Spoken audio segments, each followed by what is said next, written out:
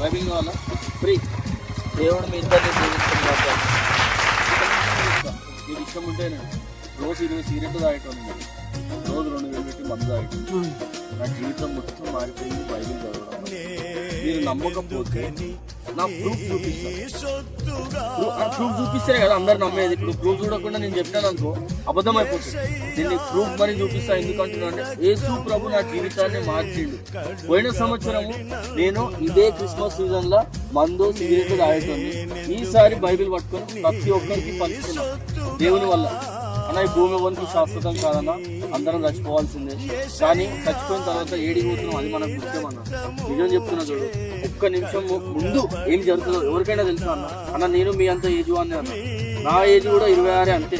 కానీ నేను ఇప్పుడు దేవుని మాటలు చెప్తున్నా అంటే నా జీవితం ఏందో నాకు తెలిసిపోయింది. రేపు పొద్దున్నే నేను పండుకొని నైట్ రేపు